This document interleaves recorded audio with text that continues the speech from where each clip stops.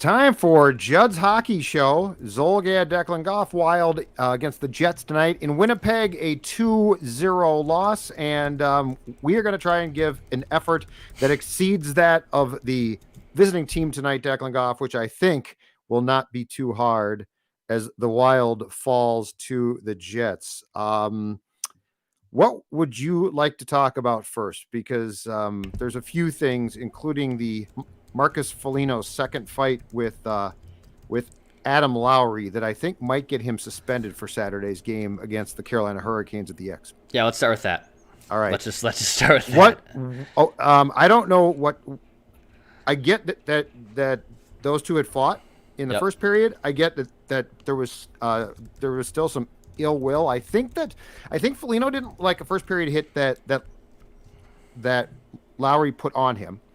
And so Jordan Greenway was going to defend Foligno, which is the reverse of what we ordinarily see.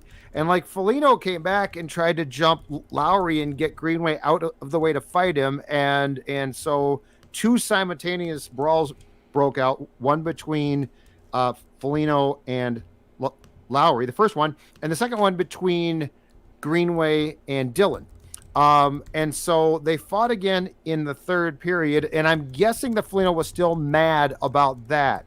But I will say this, it is a bad idea. It is bad fighting form, at least in hockey, to decide that you're going to end the fight when you're on top by basically lifting yourself up and putting a knee into your opponent's head. I think that is worthy, if nothing else, of at least a one-game suspension. It's straight up dumb. Like it's honestly dumb from Foligno. And Foligno's the heart and soul of this team. He's the heartbeat of the team. I think the guys kind of go how quickly he goes, and if there's a scrum, he's going to be right there. If there's a bad hit, he's going to be right there to defend his guys. I respect the hell out of that. I'm glad he's still going to be able to provide that. And it's a game where the referees are missing calls. I get that. It's a nice rivalry game. Honestly, it was refreshing to see two teams go out there that just clearly didn't like each other. You know, I enjoyed watching that. But for Foligno to do that when he's down, when the refs have missed calls, and but he's upset and he wants vengeance, and referees have missed calls, it doesn't matter. You can't do that if you're Marcus Foligno. You just simply can't. And now he's probably going to get a suspension. I mean, we'll see what the league has to say. For sure, he's going to get a hefty fine, and now you're going to be without him. And because, but the Jets, these referees were bad. Well, now you're without one of your best players because of a emotional decision. That's like, I don't mean to pile it on because, hey, like the loss is, I don't really care about the loss. Eventually you were going to lose a game. So like, I don't get upset about that. But when you take your emotions out on that and take a knee to a head, and by the way, this is why I literally cannot listen to the local broadcast when they say that's a well-deserved extra 2 minutes. What are you talking about, dude? What are you honestly watching where you're defending that? No. He was saying it was dumb to do, and so he deserved it. I would hope so, right? But he was saying in his defense, LaPanta was explaining that ordinarily in fights, Foligno, protects his opponent some. Like, he doesn't do that type of crap. And LaPanta's point was that was a surprising move, and it was dumb. And he was saying it was dumb. So he was not defending it. Good. He was agreeing. In Fox, or not Fox, Bally's cut away from the fight. So you didn't see that until they came back from commercial break. Yep. And they showed it then. But then I believe it was tweeted out by a person who got it from the broadcast that you were streaming, which was the Winnipeg one. TSN, Jets broadcast, which is great. And they showed it clearly. So yeah, no, in LaPanta's defense, and I don't defend him a lot, he was saying that was dumb. Yeah, and it was dumb. And I think Foligno was still upset that he had taken what he considered to be a cheap shot in the first period.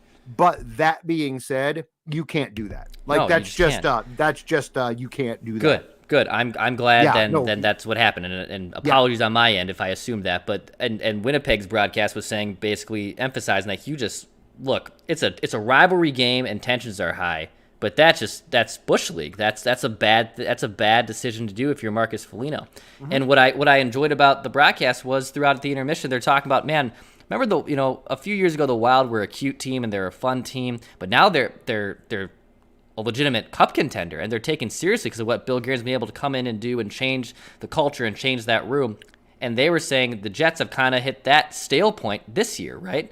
There's plenty of talented guys on that Jets team. When they're running, that first line's humming, like what we saw in the first period. The Jets can be dangerous, but it's also gotten stale, and things haven't really gone according to plan. And they need a little bit of a shakeup, and they need new blood to kind of recognize that. So good on Bally's to recognize too that, hey, yeah, that's a bad play from Marcus Foligno. But if any other Wild fan too is saying, well, it's because the referees did this or that there isn't excusing kneeing a dude to the head, man. I didn't see that. No. Look, officiating in hockey and basketball and all sports is not great. If you're going to contend to win a championship, you can't lose your cool. It's that simple. Like you can't. The team can't.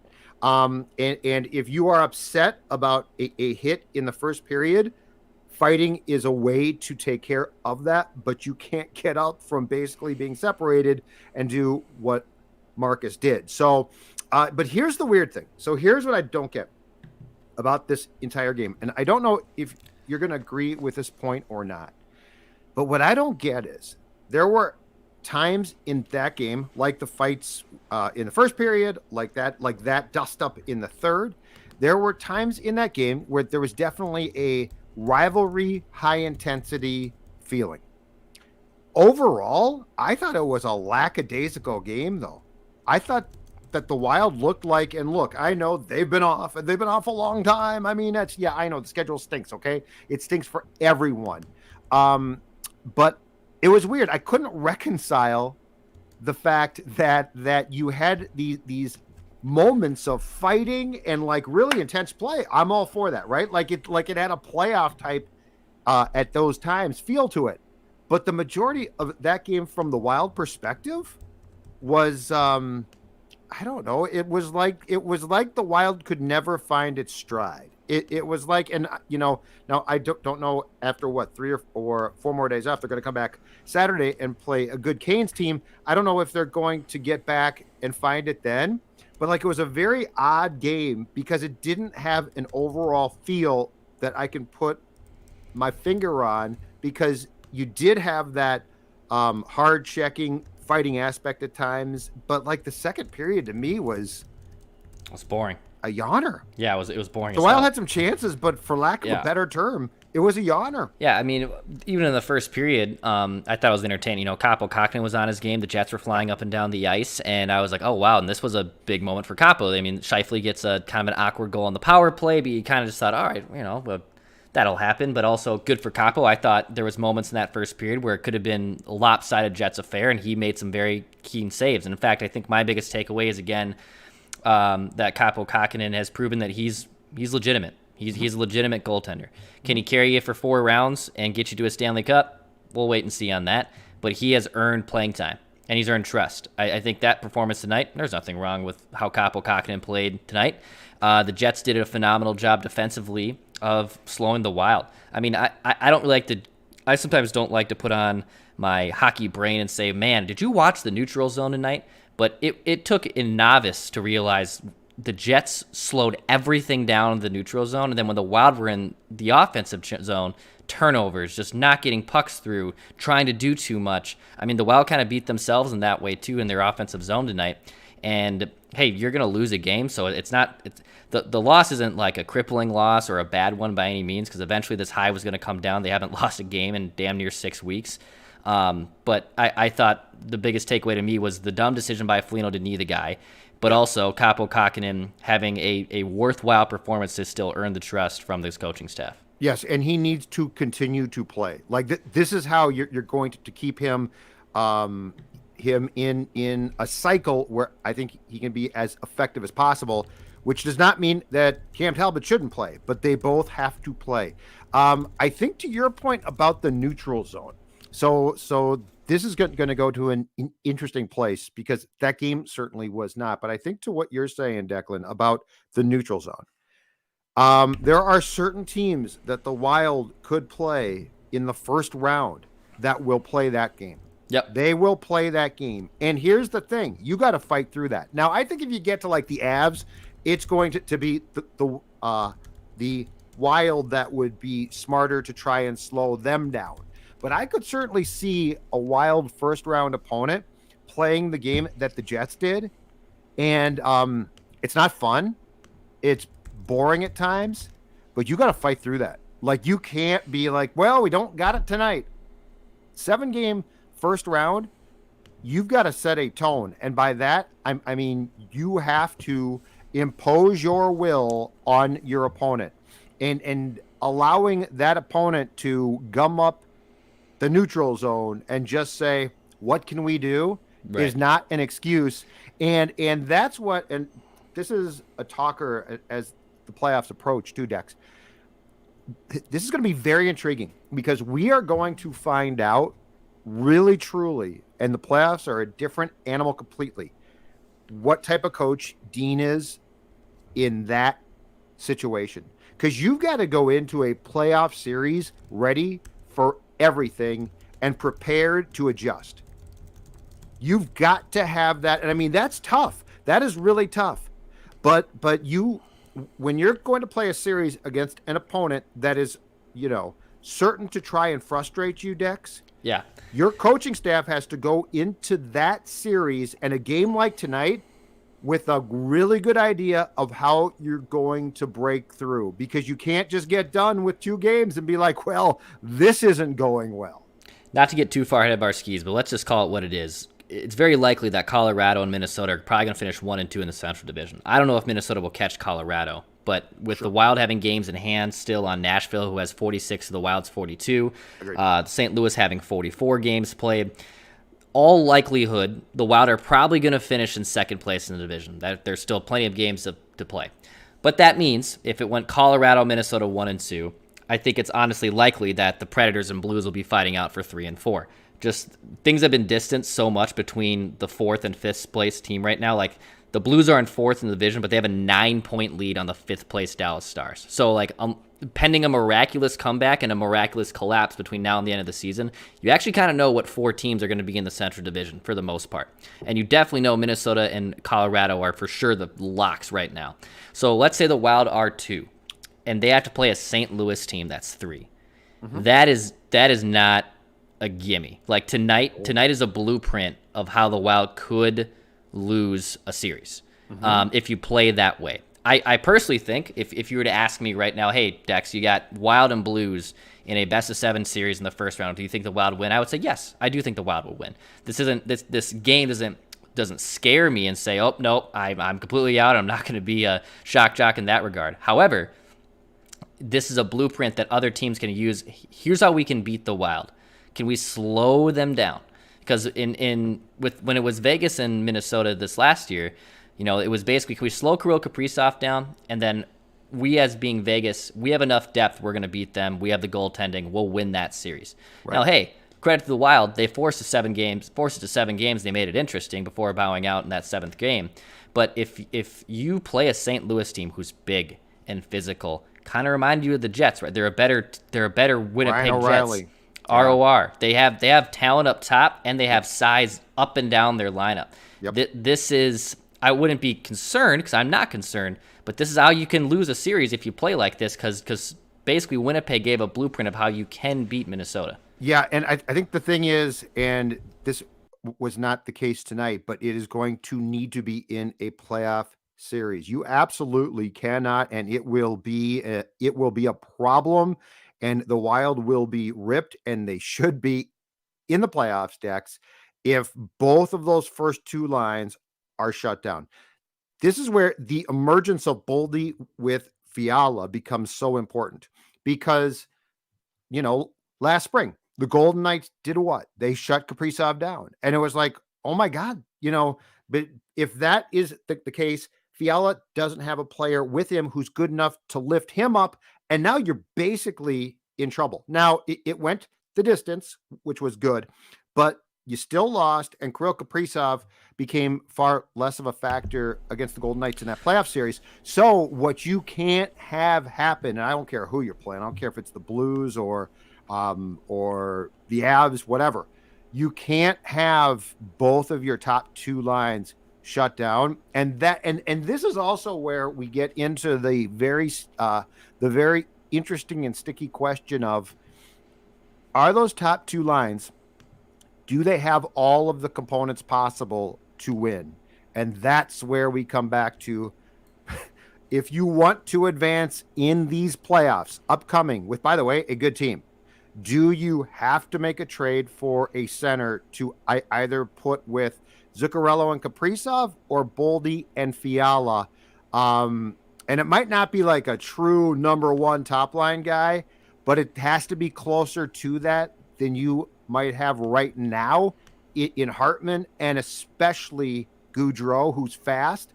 But I'm telling you, the problem in the playoffs where things get mucked up and time and space disappears, Frederick Gaudreau's of the world ordinarily don't excel. Now, he has had some good games, I know, with the Predators in the playoffs. That being said, this would be a lot to put on his plate. Yeah, and that's the $1,000,000 question the Wild have to figure out, because Frederick Gaudreau's been an awesome player for the Wild when he's been asked to play. He's done his part, but is he a difference maker? Like, if you seriously go into a series against Colorado, or if you had to play Vegas, or if you had to play a team that has more size down the middle, do you feel good that Frederick Gaudreau can be there for 4 rounds, No. help you get 16 wins, and Hell ultimately no. win a Stanley Cup? No. You don't. No. Well, the Wild won, 11 of their last 12 games, and they haven't lost game regulation. Seems like it's going well there. What's happening in January is a completely different. What the regular season of hockey compared to what's going to happen in April and May is a completely different beast. Just to show too what happened in this Winnipeg Jets game, and again, credit Winnipeg. They did a phenomenal job here of shutting down lanes. The majority of the Wild shots here, as from Natural Stat Trick, show that came up from this top point here. Not a ton out in front, not a ton in the slot there, as you see in the Minnesota Wild zone over the cursor. All over again. Oh this my God. This is exactly how the Blues beat the Wild. No shots from high danger areas, a bunch of shots from up top, which goaltenders will take all damn day long. Corsi wise, Kaprizov's line was fine tonight, but I would say it was not really noticeable. It wasn't a big difference maker. Fiala and Boudreau too. Fiala and Boldy. I just morphed all their names into one. Fiala and Boldy's line too wasn't really that noticeable, and that's where if I would get the center, I would plug it between those two dudes. And Gaudreau, if he wants to figure out a way to play left wing on the fourth line or whatever it is, we can make that work.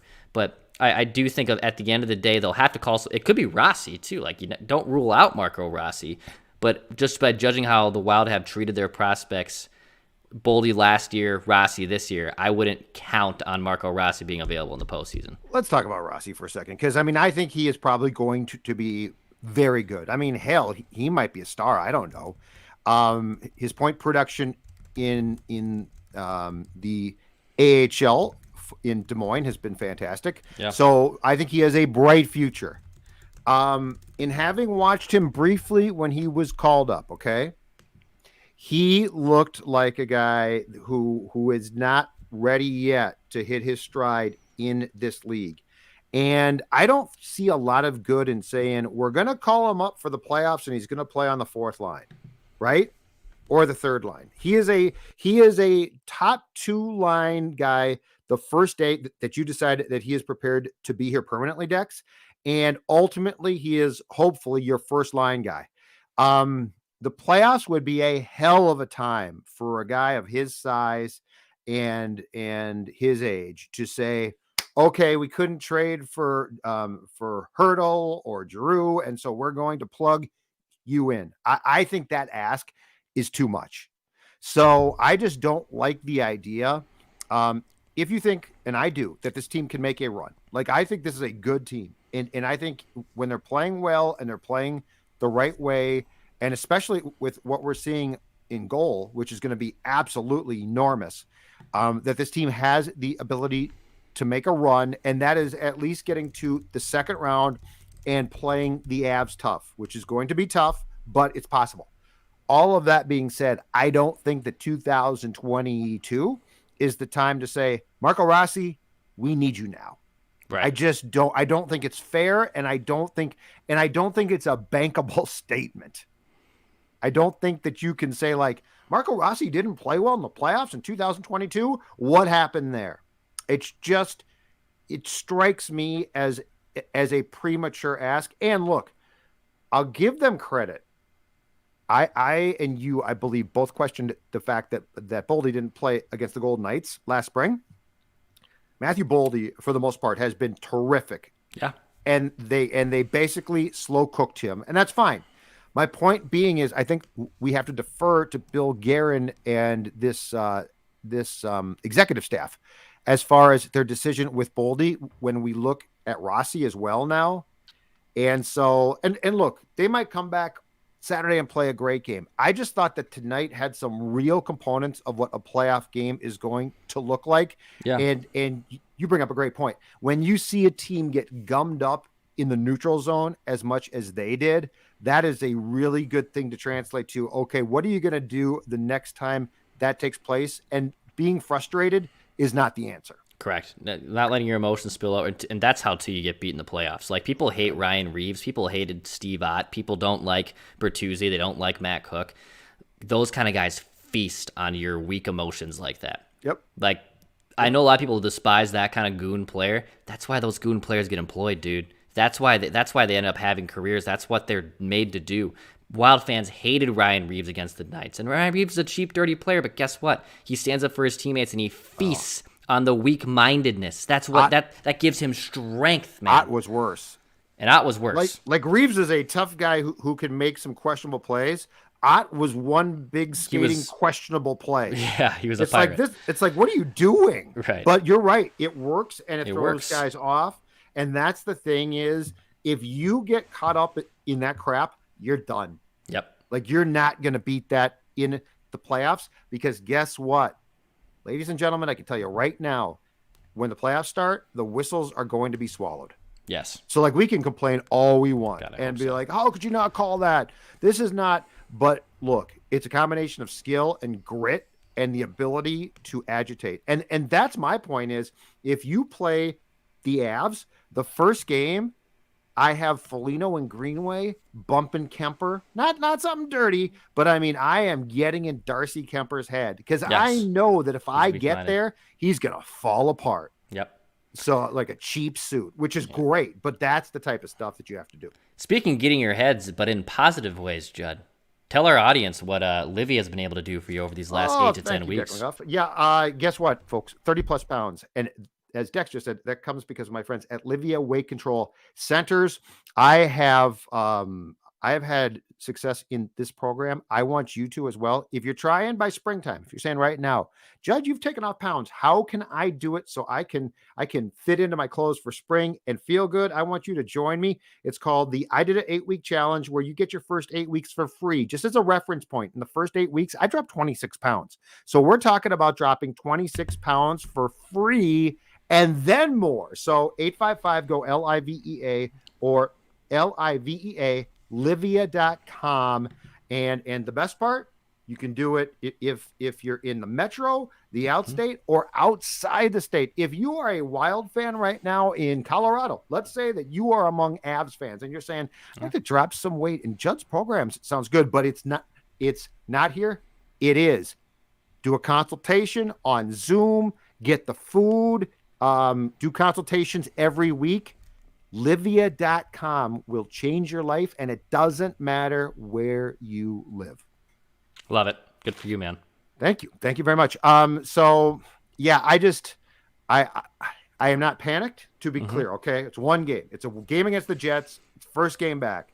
I do think that we have had an interesting conversation here, though, because it did look like what a team will do in the playoffs. Yes. And so I think as we start to see this now, and just as far as the good goes too, Kaapo, you're exactly right.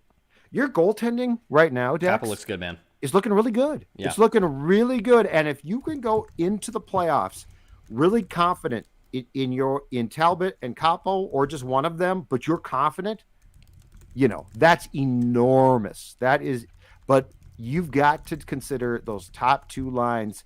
You cannot have those top two lines get shut down. One of them can have an off night, but you've got to have the other pick you up. Yep, and that's where I think eventually they'll have to address something in the middle there, because Fiala and Boldy are great, but they need. And look, I know people balked at Chris Tierney, but like Chris Tierney, in my opinion, is an upgrade. Analytics might say no, he's not, but he's playing on a bum ass Ottawa team, man. Like I wouldn't look back, and he's a playoff veteran. And to be honest, I trust Chris Tierney to wake something up more than what Frederick Gaudreau provides. So it might not be Thomas Hertl, it might not be Brock Nelson, to my reckless speculation, but like a guy like Chris Tierney, that would be an upgrade, and it would also only cost you pennies. It wouldn't cost you anything.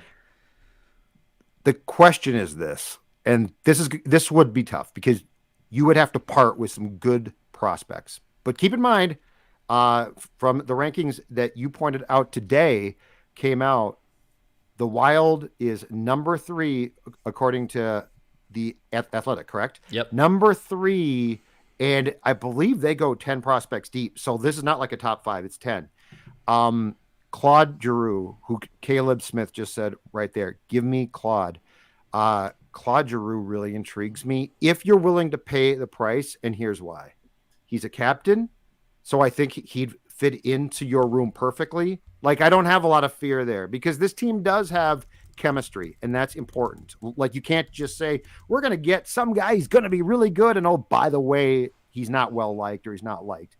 That has to play a role, and Bill Guerin, who was a captain himself at one time, will consider that. But, Dex, he is going to be a free agent at the end of the season. But if you plug Claude Giroux in, man,